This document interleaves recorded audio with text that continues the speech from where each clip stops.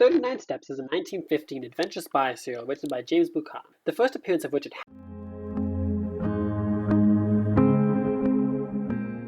Hannay, a retired mining engineer who later becomes an army official, and has been widely accepted by multiple more famous series. But is it any good? Let's explore the book and the impact on the wider world.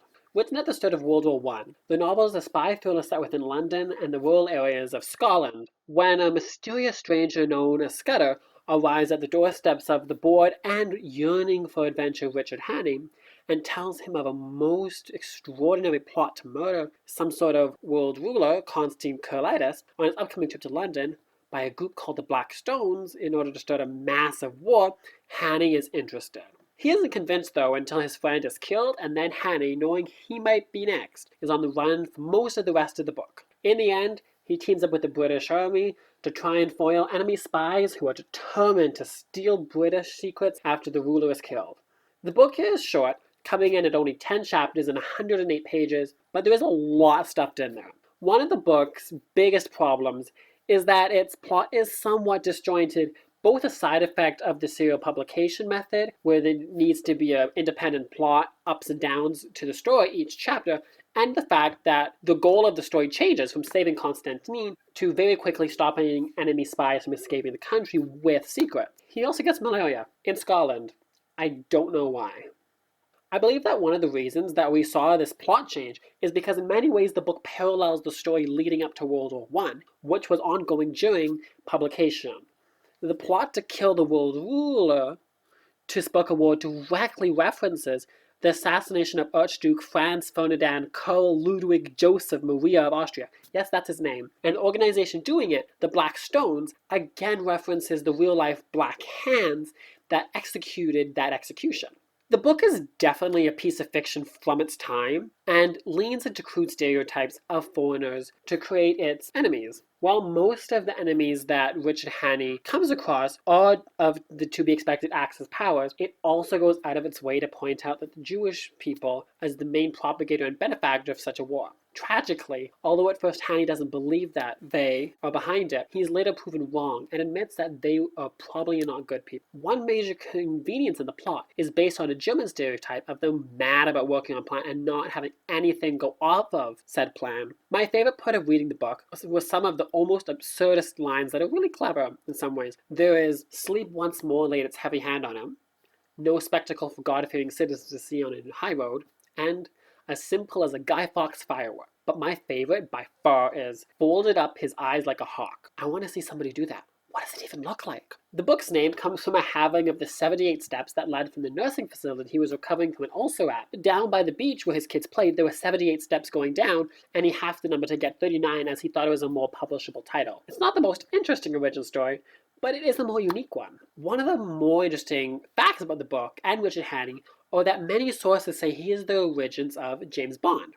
They do have quite a few characteristics in common, both being British, upper-class men, set around the same time in spy adventure thrillers.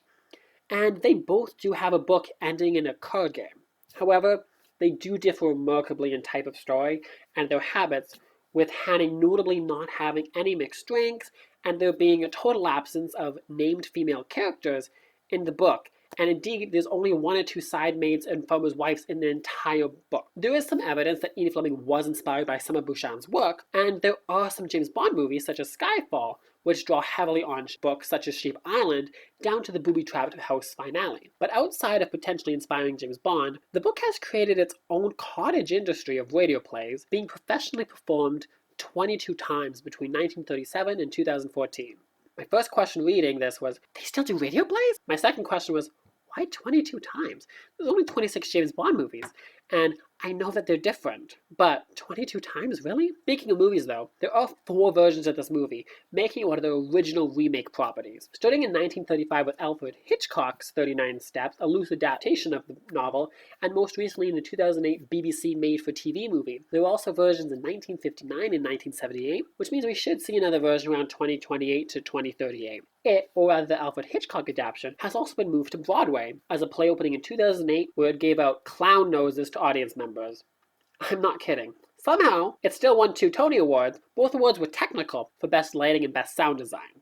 It makes me question a lot about the tone. We can't finish any book review without talking about the author, especially when someone is as interesting a character as John Buchan. Or should I say, first Baron of Tweedsmuir, John Buchan. Yes, he was awarded a lordship. He graduated from Oxford University and landed immediately in diplomacy, eventually becoming a writer of propaganda, which some could argue the 39 Steps are to some degree, with its plot of spies for the British government. This enabled him to become the 15th Governor General of Canada, the highest political office in the land, and the only appointed one as the direct representative of the King or Queen in Canada. He was in this role from 1935 to 1940, when he died at the state home of Rideau Hall. While there, he was a big participant in trying to increase Canada's cultural scene. So what are my thoughts about the 39 Steps? I did enjoy the book, despite its flaws, uncomfortable and unacceptable racism, and uneven plot, but can understand how some people wouldn't enjoy it because there are those times that Richard Hannay is saved by a cascade of plot conveniences big enough to bury any logical reason. It's amazing how many times happenstance or Deus Ex Machina come in to save his day, and how everybody he meets is almost universally sympathetic to him. Well, that's it for the 39 Steps. I hope you enjoyed this video, and if you did, don't forget to subscribe. I'll be coming out with videos twice a week on literary classics, modern stories, and crazy books I find, and I hope you stick around. Until next time, thanks for watching.